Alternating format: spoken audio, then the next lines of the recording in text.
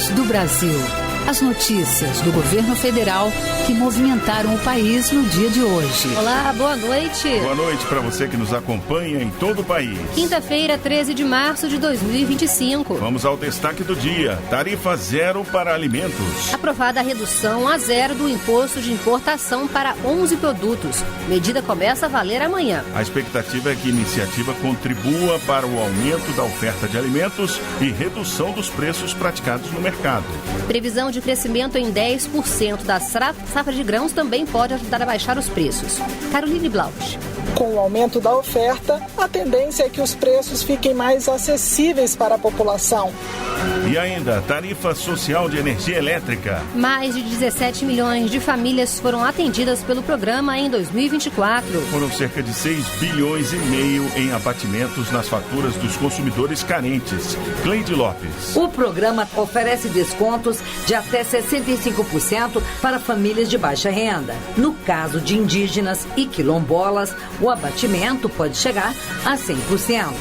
Você vai ouvir também consignado para trabalhador com carteira assinada. O programa lançado pelo governo permite a concessão de empréstimos a juros menores. Quem vai explicar tudo pra gente é o secretário executivo do Ministério do Trabalho e Emprego, Francisco Macena. Hoje, na apresentação da Voz do Brasil, Luciana Vasconcelos e Luciano Seixas. E acompanhe a gente ao vivo. Acesse radiogov.ebc.com.br ou no canal Gov na sua TV aberta. A partir de amanhã, 11 tipos de alimentos já poderão ser importados com tarifa zero. A medida foi anunciada para ajudar a reduzir os preços no país de produtos como café, açúcar, massas e biscoitos. Formado por 10 ministérios, o Comitê Executivo de Gestão da Câmara de Comércio Exterior aprovou a redução a zero do imposto de importação de 11 alimentos. São eles carne, café torrado, café em grão, milho, azeite, óleo de girassol, açúcar, massas, biscoitos, sardinha e óleo de palma. A medida é para reduzir a inflação dos alimentos e passa a valer a partir desta sexta-feira, dia 14 de março. De acordo com o vice-presidente e ministro do Desenvolvimento, Indústria, Comércio e Serviços, Geraldo Alckmin, não há um prazo definido para a vigência dessa medida. Por quanto tempo? Não tem data definida, por quanto for necessário para a gente estimular a redução de preço, diminuir o preço da comida, reduzir imposto, ajudar a população a poder adquirir alimentos com menor preço. O vice-presidente também comentou a decisão dos Estados Unidos de taxarem em 25% as importações americanas de aço e alumínio. A medida foi adotada para todos os países, mas para Alckmin não deveria ser aplicada ao Brasil. Nós entendemos equivocada, porque primeiro o Brasil não é problema na questão comercial para os Estados Unidos. Os Estados Unidos têm déficit comercial no mundo, mas não tem com o Brasil. Ele tem superávit comercial. Nesta sexta-feira será realizada uma reunião técnica do Comitê de Cooperação Econômica Brasil-Estados Unidos para discutir o assunto. As conclusões serão repassadas ao presidente Lula. Reportagem Nazi Brum. E uma aposta para reduzir o preço dos alimentos é a safra brasileira. Em 2025, a produção de grãos deve superar 328 milhões de toneladas. Um crescimento de mais de 10% em relação ao ciclo anterior, de acordo com a estimativa da Conab.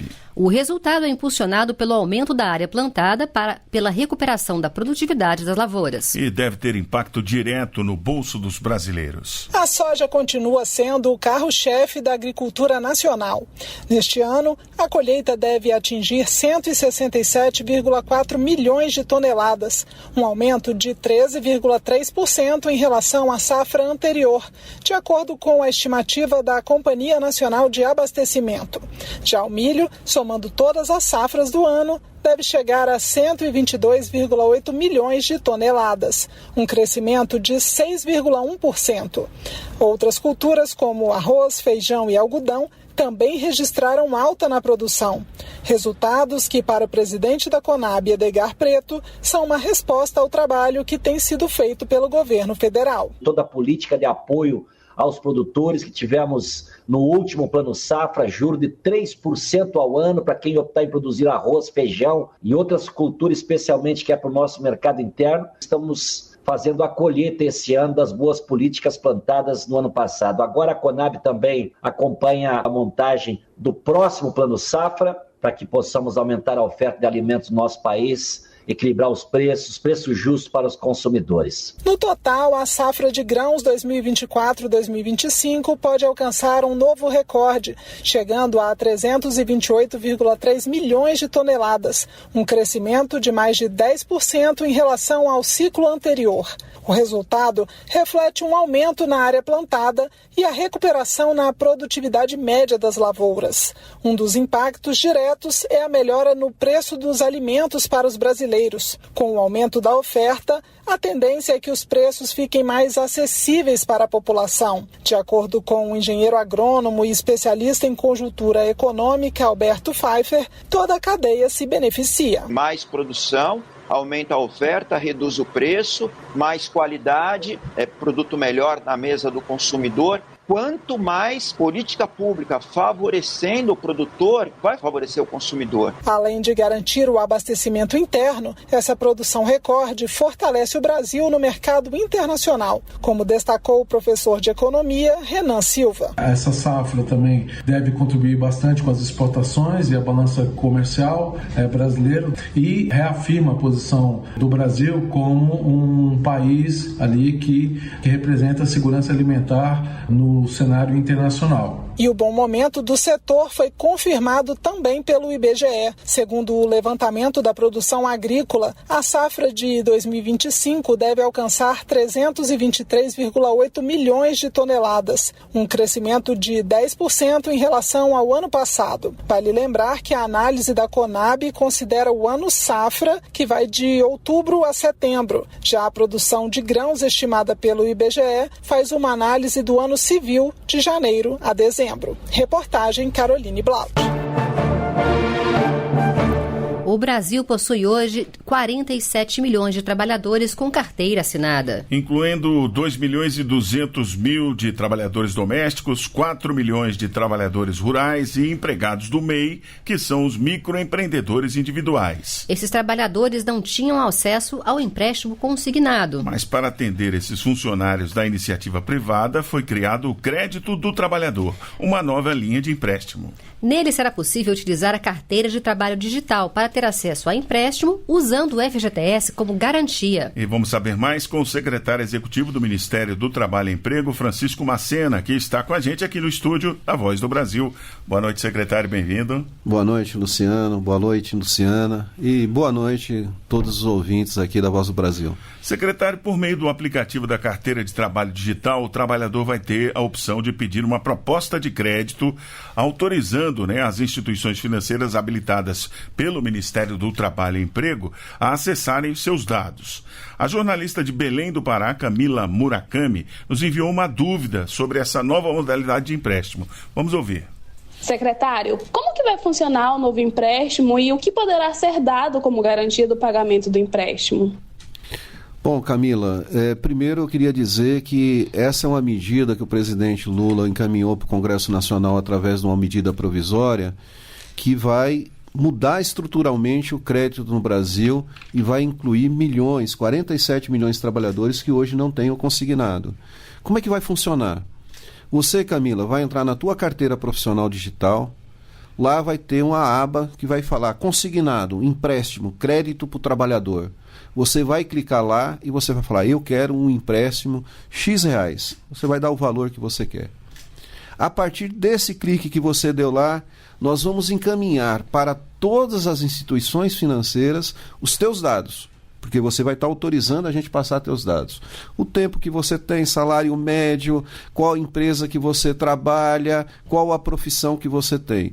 A partir daí, automaticamente, as instituições financeiras vão te oferecer qual é a linha de crédito que elas têm disponível. E a taxa de juros.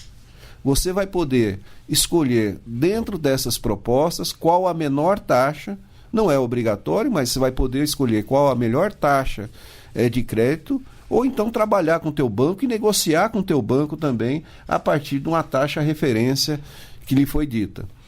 A partir daí, o contrato é feito pela carteira digital, né? Essa é uma outra novidade e é importante dizer que isso vai reduzir muito o crédito. Posso explicar um pouco para frente, né? O contrato é feito pela carteira digital e as mensalidades automaticamente serão informadas ao teu empregador e ele todo mês, quando ele pagar o FGTS, quando ele pagar o INSS, a guia do INSS, ele vai estar pagando também o consignado. Quais são as garantias que são dadas? Primeiro, você vai poder disponibilizar 10% do teu fundo de garantia, do teu saldo do fundo de garantia e 100% da multa rescisória, né, em caso de demissão. Se você for demitida, use esse recurso. Se não for demitida, o que acontece? Você vai pagando a mensalidade mês a mês, comprometendo no máximo 35% do teu salário, justamente para evitar que tenha um superendividamento. Né? Só 35% do teu salário vai estar comprometido.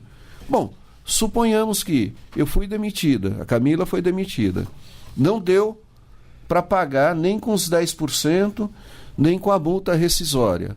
E a Camila, depois de 2 meses, 3 meses, arrumou um outro emprego. Essa dívida passa também para outro vínculo profissional, né? E assim a Camila vai continuar pagando, né, o seu empréstimo. Secretária, agora a gente recebeu uma outra dúvida da Ana Paula de Porto Velho, Rondônia. Ela quer saber sobre quem tem um consignado e quer migrar para o crédito trabalhador. Vamos ouvir só a pergunta dela. O trabalhador que já tiver um consignado vai poder migrar para a linha de crédito do trabalhador? E para aqueles que desejam fazer a portabilidade, precisam esperar até o mês de junho? O senhor poderia explicar a diferença entre a migração e a portabilidade do crédito? Ok, Ana, boa pergunta tua. Por que é importante a tua pergunta? Porque hoje nós temos pessoas que adquiriram crédito no Brasil a uma taxa de 6%, 7%, até 10%. Tem gente pagando 103%, por exemplo, no crédito pessoal sem consignação, 103% ao ano, pagando de juros. Nós temos hoje uma modalidade que é o consignado privado, que depende de um convênio empresa e banco, instituição financeira, que o crédito também é muito alto. Você sim poderá migrar para essa nova modalidade, né? Como isso vai se dar? Você vai na tua instituição financeira e fala, olha, eu quero fazer a portabilidade deste crédito, né, para o consignado agora, o crédito do trabalhador. Há taxas, inclusive está previsto na medida provisória, há taxas de juros muito menores. Não poderá ser a taxa de juros que você ou que a instituição vinha praticando. Bom, você migra, vai ter um crédito mais barato, né? Certamente você aí vai ter um alívio financeiro porque você negociou isso. Qual é o que vai acontecer depois? Que isso é importante. Primeiro você vai na tua instituição, você migra. A minha instituição não quer. Ela não quer fazer a portabilidade. Eu posso procurar outra instituição financeira e fazer a portabilidade desse crédito. Num primeiro momento, né, agora, dia 21 de março, o crédito só será adquirido na carteira profissional digital, através da tua carteira digital. A partir de 25 de abril, nas plataformas dos bancos poderão também ser adquiridos, poderão ser negociados esses empréstimos. E o que vai acontecer em junho, isso é importante, de junho, em junho, na verdade, você vai poder negociar antes. Mas depois de junho, que isso estiver tudo alimentado na carteira profissional digital, na plataforma do governo, poderá haver uma portabilidade, inclusive, deste novo consignado que você fez. Eu fiz um consignado agora. Avaliei, a taxa de juros ainda está alta. Eu percebi que ao longo do tempo as instituições diminuíram a taxa, né? Espero que o Banco Central diminua também, né, a taxa de juros nesse período. Olha, diminuíram. O que é que eu faço? Eu faço uma portabilidade desse crédito. É justamente na nossa avaliação, essa competição que haverá entre as instituições financeiras que vai abaixar sobremaneira a taxa de juros. Secretário, esse crédito do trabalhador vai substituir o saque aniversário do FGTS? Não, ele não substitui o saque aniversário do FGTS. É uma alternativa que a gente está dando de crédito para todos os trabalhadores, mas aqui eu gostaria também de fazer um comentário. É uma alternativa que prejudica menos o trabalhador do que o saque aniversário. Por quê? Porque no saque aniversário, a gente presenciou, inclusive, outra medida importante do presidente Lula recentemente, do Ministério do Trabalho e Emprego, que liberou o recurso que estava bloqueado daqueles que aderiram ao saque aniversário. No saque aniversário a regra é essa: você entrou no saque aniversário, você adquiriu, antecipou o teu saque aniversário, fez um empréstimo dentro do teu saque aniversário. Se você for demitido, você não saca o teu fundo, o saldo. Suponhamos que, olha, eu pedi R$6.000 lá de consignado no saque aniversário. Eu tenho 10 mil de saldo, né? O certo seria, olha, eu paguei os 4 e 6 eu retiro, que é meu. Não, fica bloqueado. Fica bloqueado para garantir, inclusive, a sustentabilidade do fundo. Mais do que isso, muita gente questionou, olha, eu quero comprar uma casa própria. Eu quero usar o recurso do FGTS para esse financiamento, mas eu aderi ao saque aniversário. O saldo ficou bloqueado, ele não conseguiu aderir. Então, é importante esclarecer.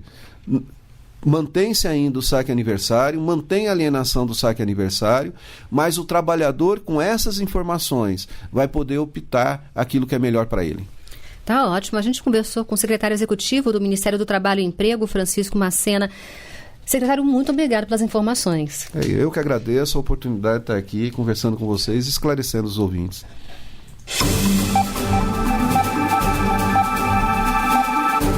Um alívio no bolso da população mais vulnerável. A tarifa social de energia elétrica beneficiou mais de 17 milhões de famílias brasileiras no ano passado. A ideia é apoiar quem é de baixa renda e também indígenas e quilombolas. O programa Tarifa Social de Energia Elétrica oferece descontos de até 65% na fatura de energia para famílias de baixa renda. No caso de indígenas e quilombolas, o abatimento pode chegar a 100%. O programa tem apoiado famílias como a da costureira Marina Ribeiro, moradora de Santa Maria, no Distrito Federal.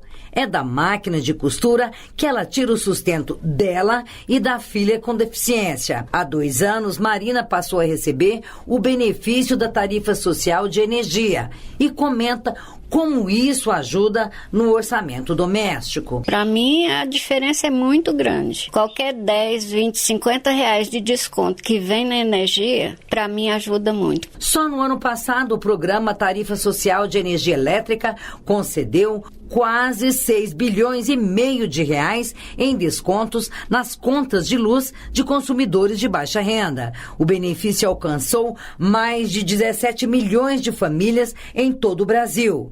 Em dezembro, o desconto médio concedido por família foi de R$ 32,25. A chefe de gabinete adjunta da Agência Nacional de Energia Elétrica, ANEEL, Lívia Maria Rage, explica como funciona o desconto, que varia de acordo com o consumo. Eles recebem descontos a depender da faixa de consumo, né? Por exemplo, até 30 kWh mês de consumo, o desconto é de 65%. E para quilombolas e indígenas, esse desconto é de 100%. E à medida que essas faixas de consumo vão aumentando, os descontos se reduzem. Mas no fim do mês, o que o consumidor percebe é uma conta de energia menor. Para fazer parte do programa, a família precisa cumprir alguns dos seguintes requisitos: fazer parte do Cadastro Único para programas sociais do governo federal, com renda de até meio salário mínimo por pessoa. Entram também as famílias com renda total de 3 salários mínimos que tenham algum membro da família que faça uso de equipamentos elétricos para o tratamento de saúde.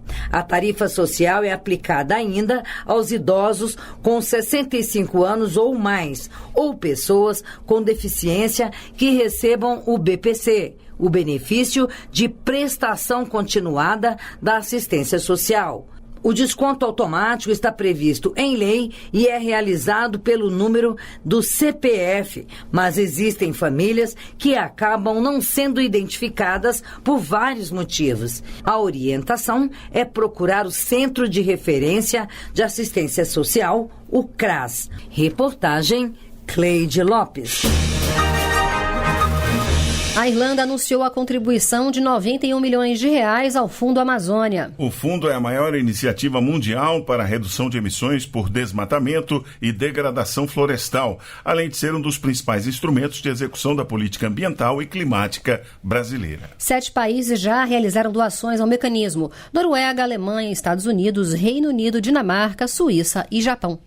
O valor vai ser repassado nos próximos 3 anos. Com essa contribuição, a Irlanda se torna o 8º país a apoiar financeiramente o fundo, que já recebeu mais de 4,5 bilhões de reais ao longo de 16 anos. Apenas em 2024, o mecanismo arrecadou cerca de 1 bilhão de reais. O Fundo Amazônia, gerido pelo Banco Nacional de Desenvolvimento Econômico e Social, BNDES, investe em projetos de combate ao desmatamento e promoção de desenvolvimento sustentável. A adesão da Irlanda também acontece em um ano estratégico para o Brasil, que vai sediar a 30ª Conferência das Nações Unidas sobre Mudança do Clima, a COP30, em novembro, em Belém. Em Brasília, Gilson Santa Fé. E os alertas de desmatamento da Amazônia Legal atingiram o menor índice para o mês de fevereiro. Os dados são do INPE, o Instituto Nacional de Pesquisas Espaciais. Nos 28 dias do mês passado, o sistema registrou 80 quilômetros quadrados de áreas desmatadas. Uma queda de quase 65% em relação a fevereiro do ano passado. O bioma cerrado também apresentou queda nos alertas de desmatamento no período. Mares mais limpos. A Marinha atua em ação para reduzir o lixo plástico gerado por navios e embarcações pesqueiras. Com esse objetivo, fiscaliza os barcos, realiza inspeções e participa de iniciativas internacionais voltadas à preservação dos oceanos. Em 2025, o Brasil intensificou sua atuação no projeto Glow Leader Partnerships, promovido pela Organização Marítima Internacional, Organização das Nações Unidas para a Alimentação e Agricultura e Governo da Noruega. O objetivo é reduzir o lixo plástico gerado por navios e embarcações pesqueiras. No Porto de Maceió, em Alagoas, a Marinha participou de treinamentos sobre gestão de resíduos portuários com representantes de Argentina, Colômbia, Equador e Peru. Durante as oficinas, inspetores navais analisaram o descarte de lixo em embarcações e compartilharam experiências sobre fiscalização ambiental. O capitão dos portos de Alagoas, capitão de fragata Rodrigo Ribeiro Gonçalves Garcia, traz mais detalhes. A capitania dos portos de Alagoas, ela enviou, um inspetor naval e uma vistoriadora naval que participaram de todos os treinamentos, ficando todo o apoio logístico a cargo da autoridade portuária, do Porto de Maceió. Basicamente, o treinamento ele foi dividido em 2 partes. A primeira parte ela foi voltada para a autoridade portuária e tratou sobre a necessidade de elaboração de um plano de gerenciamento de lixo portuário. E a segunda parte, que foi mais prática, ela reforçou a importância da verificação de certificados, livros de registro e locais a bordo, adequados ao gerenciamento de lixo a ser retirado de bordo nos portos. Além disso, foram elaborados novos planos de gestão de resíduos portuários, que serão apresentados às autoridades nacionais, como afirma o capitão dos portos de Alagoas. Após os treinamentos, houve a elaboração de um plano, e essas orientações elas ficam na carga da autoridade portuária, onde houve a elaboração de um plano de gestão de resíduos, uma forma de colocar em prática os ensinamentos do treinamento. Diante do crescimento da poluição plástica nos oceanos, a Marinha reforça o seu compromisso com a fiscalização, a educação ambiental e a implementação de práticas sustentáveis para garantir mares mais limpos e seguros. Reportagem Gabriel Pinheiro. Após um ano de instalação da Casa de Governo, a presença de garimpo caiu 94% na reserva Yanomami, em Roraima. Newton Tubino, coordenador da Casa de Governo, fala sobre o trabalho integrado por diversos órgãos do governo federal para combater o carimbo na região. A gente agregou as agências, a ANP, a ANAC, a NTT, a Agência de Petróleo, verificar os postos de combustível, fazer esse controle de venda de combustível, no geral, a NTT os transportes e a ANAC, principalmente a fiscalização de pista e aeronave. A gente começou a patrulhar e também avaliando em cima da estratégia do garimpo. Então, o garimpo operava muito de dia, começou a operar à noite. Então, a gente também começou a fazer o patrulhamento, as abordagens na parte da madrugada. Essas foram as notícias do governo federal. Uma realização da Secretaria de Comunicação Social da Presidência da República. Com produção da empresa Brasil de Comunicação. Fique agora com as notícias do Poder Judiciário do Congresso Nacional. Uma boa noite. Boa noite para você e até amanhã.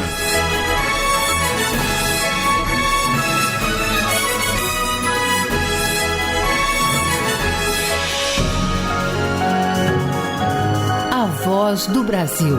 Governo Federal.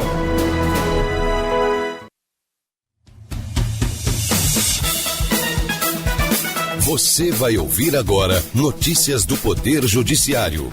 Primeira turma do STF marca para 25 de março julgamento de Bolsonaro e outros 7 denunciados por tentativa de golpe de Estado. STJ conclui que preso tem direito de receber visita de pessoa que cumpre pena em regime aberto. Presidente do TSE destaca os 40 anos de redemocratização do Brasil. Boa noite, eu sou Ariana Fonseca. E eu sou Walter Lima. Presidente da primeira turma do Supremo Tribunal Federal, Cristiano Zanin, marca para 25 de março julgamento presencial de 8 dos 34 acusados de tentativa de golpe de Estado. O julgamento foi marcado nesta quinta-feira, após liberação do processo. Se a denúncia for aceita, os 8 denunciados passarão a ser réus. Neto Costa.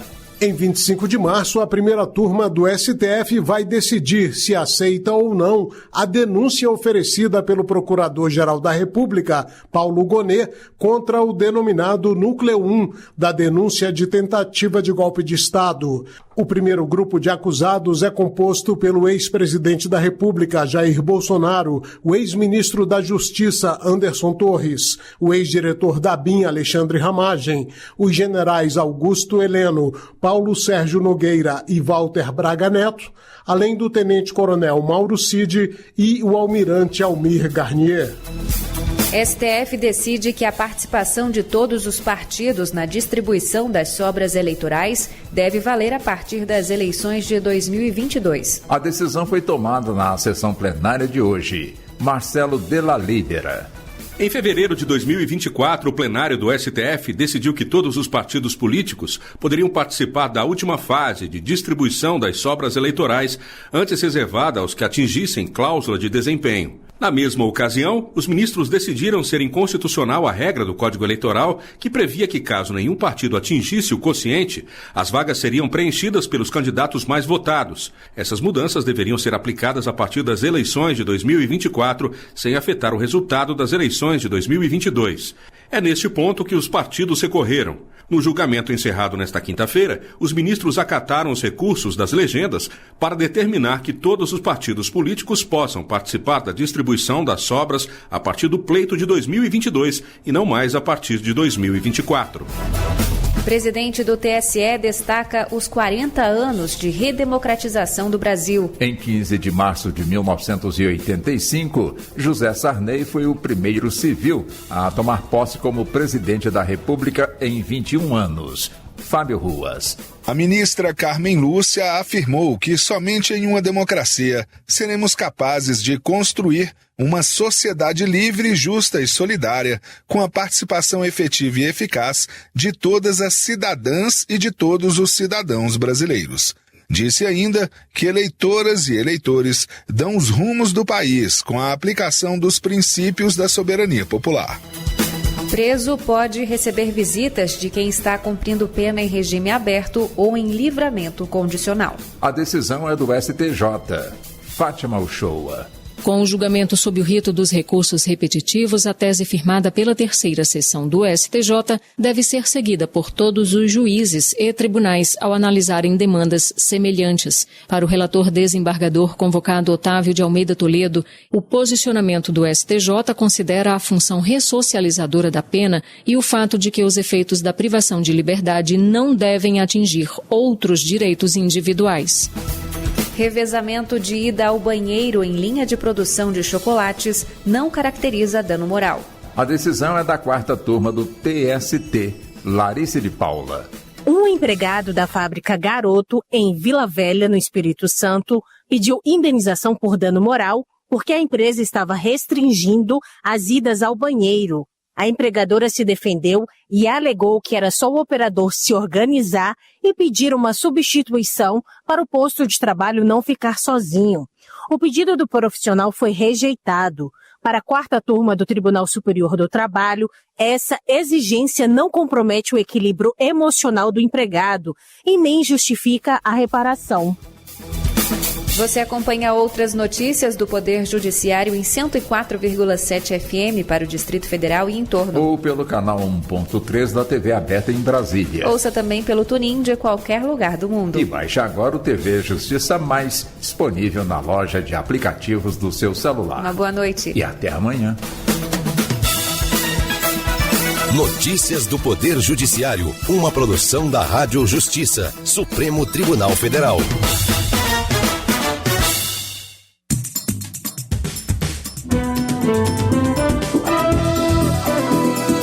Está no ar o Jornal do Senado. Eu sou Paula Groba. E eu sou Ricardo Nacaoca. E estes são os destaques de hoje do Jornal do Senado, que começa agora. O Congresso aprova novas regras para a destinação de emendas e relator do orçamento confirma a votação para 19 de março. Senadores pedem impeachment de Procurador-Geral da República, Paulo Gonet. Porte de armas para mulheres sob medidas protetivas pode virar lei.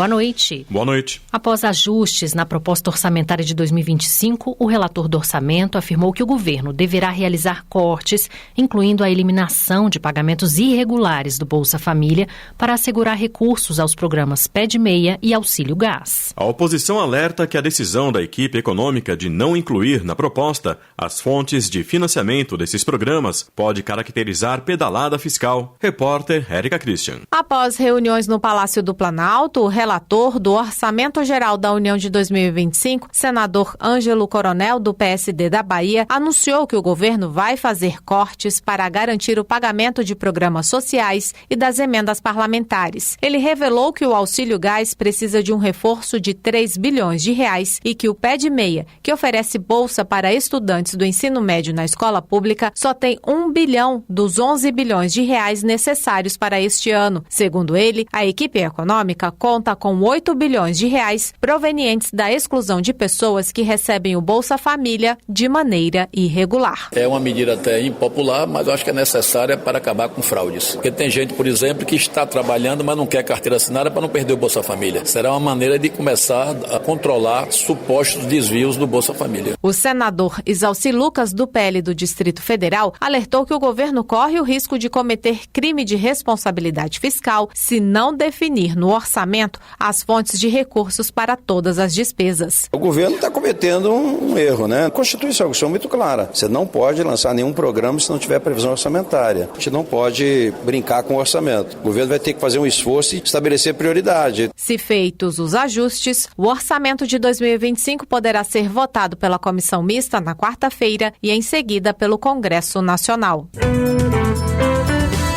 Pessoas com esclerose múltipla ou lateral amiotrófica poderão sacar o FGTS. O projeto com essa determinação avançou no Senado e foi aprovado hoje pela Comissão de Assuntos Sociais. O objetivo é facilitar o custeio do tratamento dessas doenças. Repórter Marcela Cunha. A proposta inclui o adoecimento do trabalhador ou de dependente por esclerose múltipla ou esclerose lateral amiotrófica como um dos requisitos para a retirada do Fundo de Garantia do Tempo de Serviço. A esclerose múltipla é uma doença autoimune que afeta o sistema nervoso central, enquanto a esclerose lateral amiotrófica é uma doença neurodegenerativa e progressiva, que resulta em paralisia muscular e falência respiratória. O autor da proposta, senador Fernando Dueire, do MDB de Pernambuco, acredita que a medida vai garantir um suporte financeiro em momentos de dificuldade e deu um depoimento pessoal. Minha esposa é portadora de esclerose múltipla há 37 anos. Esse projeto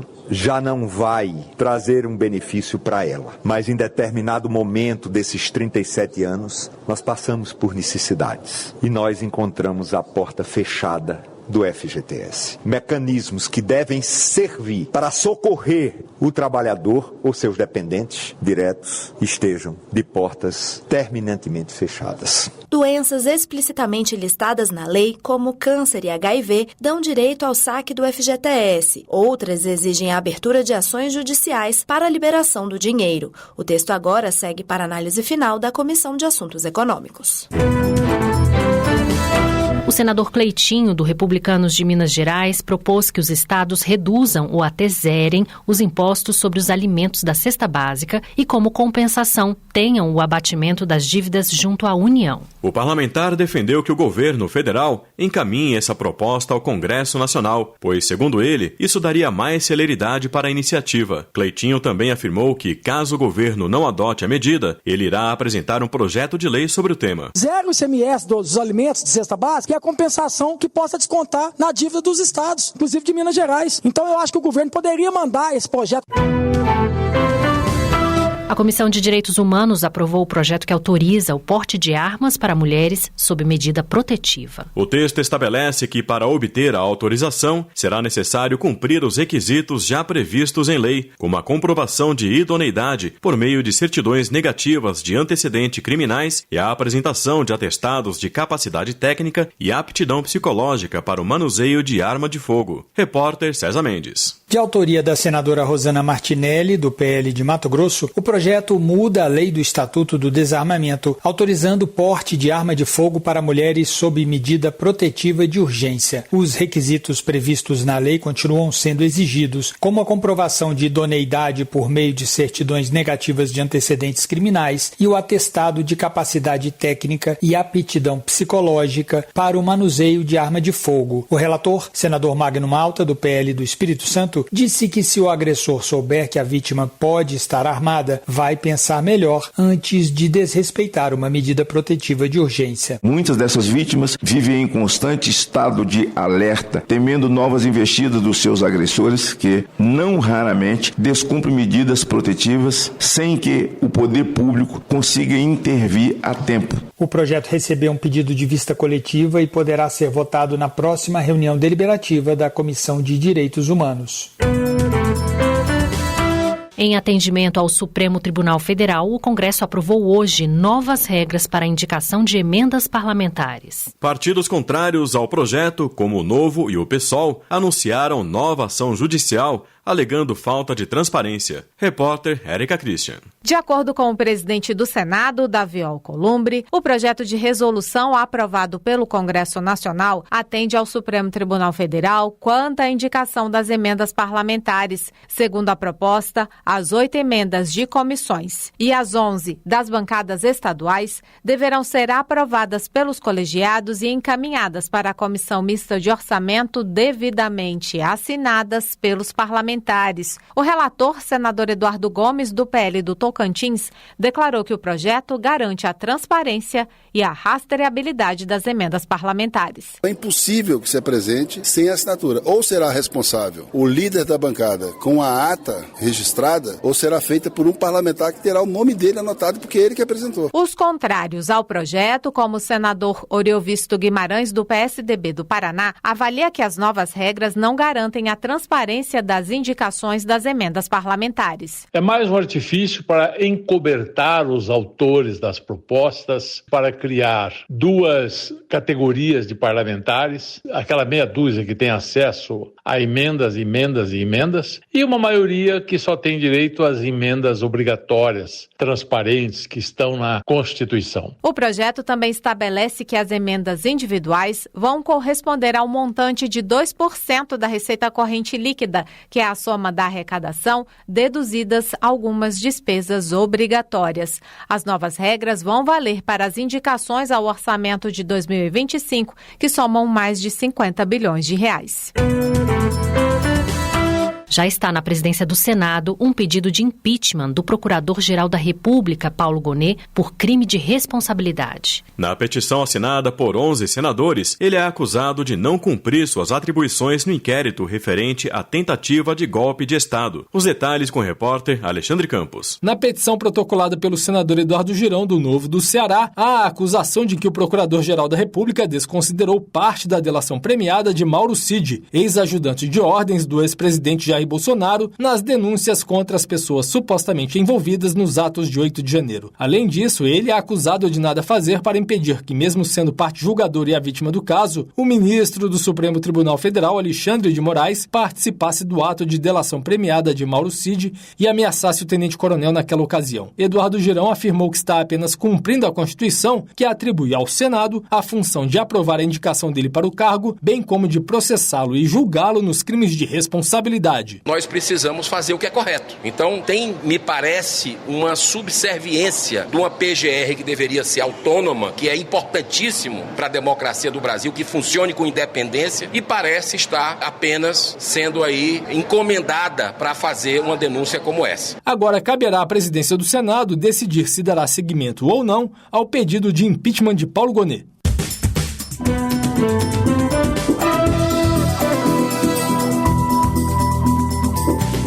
Com trabalhos técnicos de Eliseu Caires, o Jornal do Senado fica por aqui. Acompanhe agora as notícias da Câmara dos Deputados. Boa noite.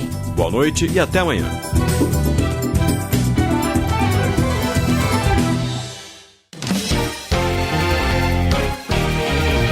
Jornal Câmara dos Deputados. Câmara aprova a liberação de recursos para auxílio ao Rio Grande do Sul. Parlamentares alteram regras de apresentação de emendas ao orçamento. O presidente defende redução das despesas e qualidade nos gastos públicos.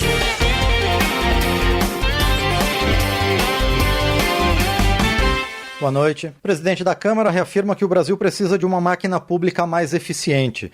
O repórter Luiz Gustavo Xavier acompanhou a participação do presidente em um encontro com líderes empresariais. O presidente da Câmara, Hugo Mota, defendeu que o país tem uma agenda mais focada na redução de despesas e na melhoria dos gastos públicos.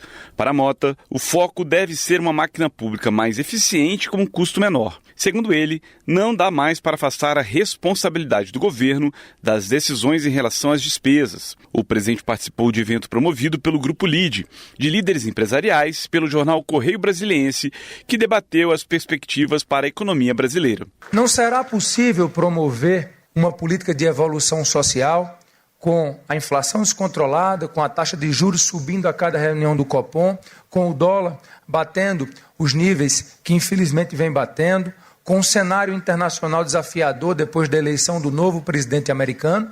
Então isso obriga que o Brasil seja cada vez mais eficiente, porque ao final nós vamos, se não entrarmos numa agenda de responsabilidade, termos aí talvez um período de muita dificuldade com essas taxas descontroladas e com o nosso povo, a nossa população sendo penalizada ao final. Mota ressaltou que a Câmara vai buscar uma agenda positiva para o país e manter o espírito de colaboração com o governo nas pautas econômicas. O presidente afirmou que praticamente toda a agenda enviada pelo ministro da Fazenda, Fernando Haddad, foi aprovada pelos parlamentares, mas destacou que o governo precisa estar mais atento à política econômica. Nós temos hoje uma taxa de juros que nos amedronta, nós sabemos o quanto ela tem sido danosa, travando investimentos do nosso país. Infelizmente, terminamos o ano com o dólar batendo altas que nunca antes nós vimos em toda a história, o que também sabemos que traz uma série de consequências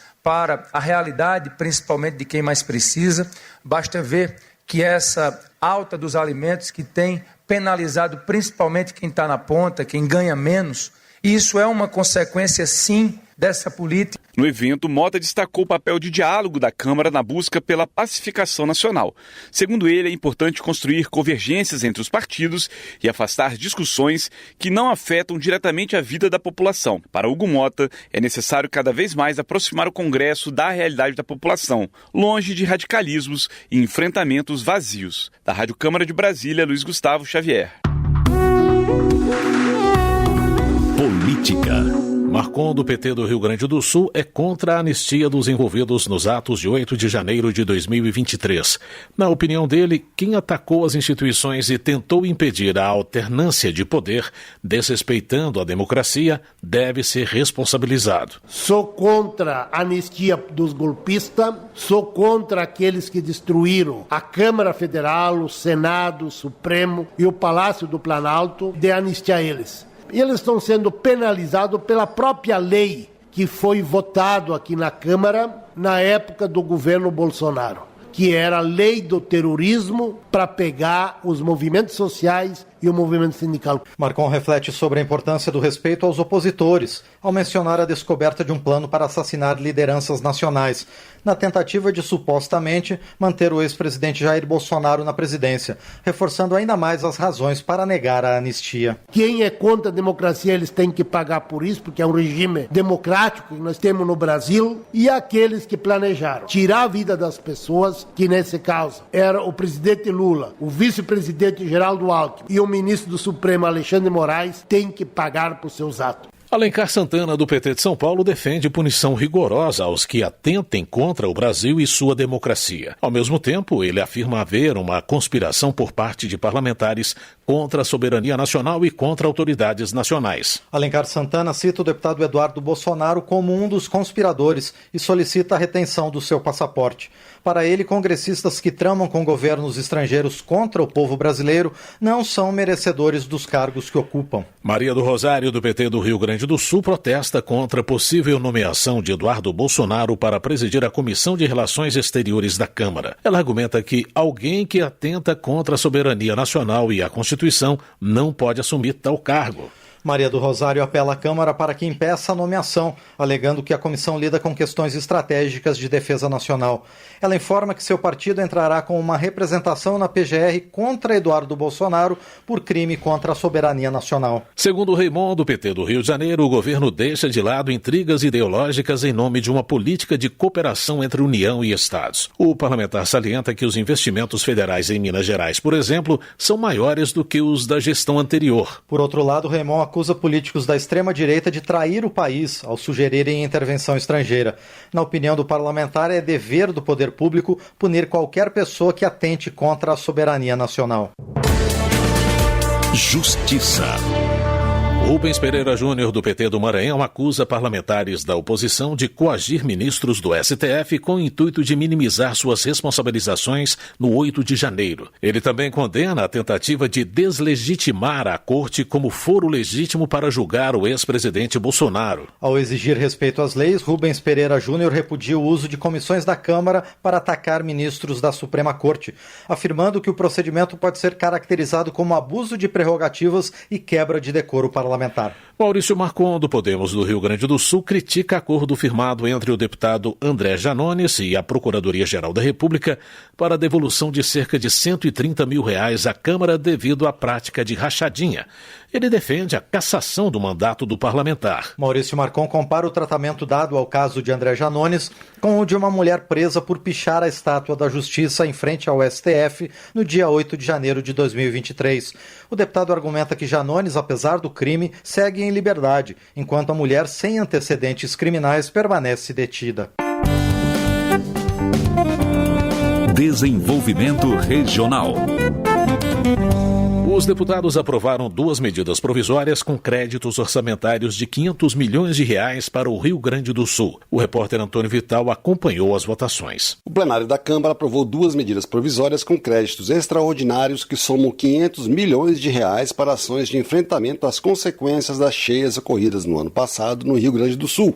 As votações foram marcadas por embates entre deputados do governo e da oposição a respeito do volume de recursos liberados para ajudar a população gaúcha. A primeira medida provisória abre crédito de R$383 milhões no orçamento para o atendimento a famílias e a ações de defesa civil voltadas para a recuperação dos municípios afetados. A outra medida abre crédito de R$118 milhões, a maior parte para que o Ministério da Integração e do Desenvolvimento Regional elabore estudos sobre as bacias hidrográficas do Rio Grande do Sul. As 2 medidas provisórias foram editadas pelo governo no ano passado, o que permitiu a liberação imediata dos recursos, mesmo sem previsão no orçamento. Mas as 2 MPs precisam ser aprovadas pelo Congresso para não ferir as regras de controle dos gastos públicos. De acordo com o governo, os R$383 milhões destinados ao Ministério da Integração e do Desenvolvimento Regional serão usados para recuperar áreas afetadas, promover a retomada das atividades econômicas e reconstruir estabelecimentos danificados. mas, de acordo com deputados da oposição, apenas metade desses recursos foram liberados até agora. Foi o que disse o deputado Marcel Van Hatten, do Novo do Rio Grande do Sul. Essa medida provisória, viu, presidente? Ela foi assinada no dia 11 de outubro de 2024, tá? 11 de outubro. Uma medida provisória para mandar 383 milhões para o Rio Grande do Sul. Área importantíssima, urgente, defesa civil. Sabe quanto dessa medida provisória foi liquidado já? Menos da metade, 186 milhões de reais. Deputados aliados ao governo refutaram as críticas ao volume de recursos liberados para a reconstrução do Estado desde o início da tragédia climática, em maio do ano passado. A deputada Maria do Rosário, do PT do Rio Grande do Sul, disse que desde então o governo investiu 140 bilhões de reais no Rio Grande do Sul, com ações em diversas áreas. Já superamos 100 bilhões de reais em recursos para todas as áreas, na reconstrução de escolas, na reconstrução de unidades de saúde, no apoio a hospitais, no apoio à reconstrução de vias, de pontes, de casas, na compra assistida de moradias e principalmente no atendimento às pessoas. A segunda medida provisória aprovada destina pouco mais de 110 milhões de reais para a elaboração de estudos sobre as bacias hidrográficas do Rio Grande do Sul, uma maneira de ajudar a prevenir futuras tragédias. Além disso, libera quase 8 milhões de reais para a recuperação das unidades da Defensoria Pública da União e do IBGE no Estado. As duas medidas provisórias aprovadas foram enviadas para análise do Senado. Da Rádio Câmara de Brasília, Antônio Vital. Vicentinho Júnior, do PP, reclama da falta de investimentos federais em infraestrutura no Tocantins, em especial na ponte Xambioá e BRs 235 e 242. O legislador ressalta o crescente desperdício de recursos públicos enquanto a população sofre com o custo de vida. Vicentinho Júnior lembra sua atuação como fiscal do governo estadual anterior, quando denunciou superfaturamentos e a má administração, que levaram à renúncia do ex-governador. Ele afirma seguir vigilante para evitar novos erros em prol do desenvolvimento tocantinense. Meio Ambiente. Giovânia de Sá, do PSDB, comenta sobre a ameaça de demolição de perto de 50 mil casas em Santa Catarina, devido à demarcação da área de proteção ambiental da Baleia Franca. A deputada argumenta que a linha imaginária que visa proteger as baleias avança pela faixa terrestre. Giovânia de Sá cita avanços em negociações com o governo federal para criar projetos piloto de regularização fundiária em Jaguaruna e Laguna. Além disso, ela apresentou um projeto que exclui a faixa terrestre da APA, mantendo a proteção no ambiente marítimo. Agricultura. Rodolfo Nogueira, do PL de Mato Grosso do Sul, critica a decisão do Supremo Tribunal Federal de suspender a reintegração de posse de uma fazenda no Paraná, ocupada desde 2006 pelo MST. No entendimento do parlamentar, a decisão desrespeita o direito constitucional de propriedade. Rodolfo Nogueira acusa a Justiça de promover tratamento desigual ao favorecer invasores de terra, enquanto aplica pesadas condenações aos envolvidos nos atos de 8 de janeiro. Ele conclama os congressistas a se manifestarem diante do que consideram uma injustiça. Economia.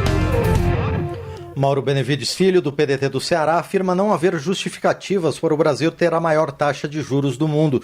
Ele afirma que a maior parte do aumento da dívida nacional não vem dos gastos do governo, e sim do custo da rolagem da dívida com bancos e investidores. Esses juros que o mercado financeiro está cobrando para financiar a dívida pública é exorbitante. Ele não tem precedente em qualquer parte do mundo. Não tem sentido. O Brasil está crescendo como nunca cresceu, desemprego caindo, o Brasil está com o crescimento da massa salarial crescendo em termos reais, então não tem razão para nós estarmos pagando 800 bilhões de juros só de dezembro a outubro de 2024. Então não há explicação macroeconômica nem técnica que justifique o Brasil ter a maior taxa de juro real do mundo e o seu tributo, que todo mundo diz que o governo está desequilibrado. Tudo bem, vamos corrigir esses 50 bilhões, mas o maior componente são esses 800 bilhões de juros que o Brasil está pagando para o sistema financeiro. Mauro Benevides Filho recorda que há alguns anos a Argentina deixou de honrar sua dívida e hoje tem taxas de juros menores que o Brasil. Ele defende o ajuste fiscal sobre os 56 bilhões de reais em gastos do governo, mas alega que são os juros que impedem o crescimento nacional. Chico Alencar, do PSOL do Rio de Janeiro, critica os supersalários do serviço público. Ele ressalta que magistrados e outros agentes do Estado recebem acima do teto constitucional. O parlamentar defende uma reforma tributária justa com taxação dos mais ricos e a redução de privilégios. Como forma de fortalecer políticas públicas, Chico Alencar defende o fim das isenções fiscais para grandes empresas. O deputado também apoia a redução da carga de trabalho para 5 dias da semana, com 2 dias de folga, e a isenção do imposto de renda para quem ganha até R$5.000. Trabalho. Rogério Correia, do PT de Minas Gerais, celebra o lançamento do programa Crédito do Trabalhador, voltado para trabalhadores formais e informais. O deputado explica que profissionais do setor privado poderão usar a carteira de trabalho digital para ter acesso ao benefício. Segundo Rogério Correia, a iniciativa deve ajudar cerca de 47 milhões de trabalhadores e injetar R$120 bilhões na economia. O parlamentar acredita que as ações do governo ajudam o Brasil a retomar o caminho do desenvolvimento. O Congresso Nacional aprovou na tarde de hoje novas regras para a apresentação e execução de emendas parlamentares no Orçamento Geral da União. A mudança faz parte de acordo entre os 3 poderes que tem o objetivo de dar mais transparência aos gastos públicos, segundo explica a repórter Silvia Munhato. O Congresso Nacional aprovou o projeto de resolução que modifica regras de funcionamento da Comissão Mista de Orçamento para adequar o texto ao plano de trabalho acertado entre os poderes para a apresentação e execução das emendas parlamentares ao orçamento. As emendas parlamentares ao orçamento podem ser individuais e de bancadas estaduais, que são impositivas, e de comissões permanentes da Câmara e do Senado. O Supremo Tribunal Federal solicitou mudanças nas regras para aumentar a transparência e a fiscalização das emendas. A resolução, segundo o relator, senador Eduardo Gomes, do PL de Tocantins, estabelece ritos e modelos de atas para as reuniões de bancadas estaduais e de comissões que vão aprovar e destinar os recursos das emendas. No caso das emendas de comissões, depois da publicação da lei orçamentária, os líderes de partidos vão indicar a destinação de recursos após ouvir suas bancadas, conforme a Lei Complementar 210, de 2024. Mas, após as discussões em plenário, o relator permitiu que existam indicações de quaisquer parlamentares para as emendas de comissões. A deputada Adriana Ventura, do Novo de São Paulo, criticou a mudança no perfil das emendas de comissões. Ela questionou como será a divisão dos recursos entre os partidos e dentro deles.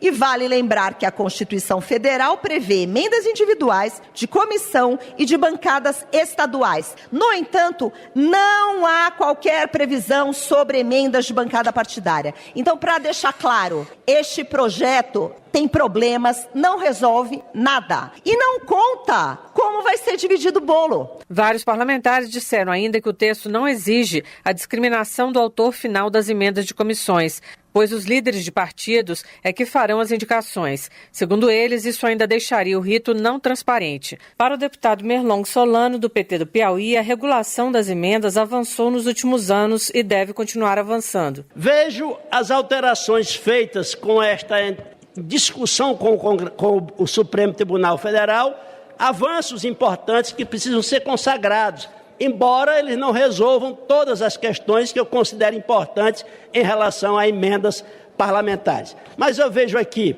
que há um esforço no sentido da transparência, da rastreabilidade, da padronização, considerando que as emendas parlamentares agora estarão sujeitas às mesmas regras das transferências que o governo federal faz através de convênios. Para as emendas de bancada, elas deverão identificar de forma precisa o seu objeto, não podendo resultar na execução por múltiplas entidades, exceto nos casos de projetos para a região metropolitana ou região integrada de desenvolvimento. Também foi incluída a destinação de recursos para a unidade da federação não representada pela bancada quando se tratar de projetos de amplitude nacional. A nova resolução também prorroga o mandato da atual Comissão Mista de Orçamento para a votação do orçamento de 2025. Da Rádio Câmara de Brasília, Silvia Munhato.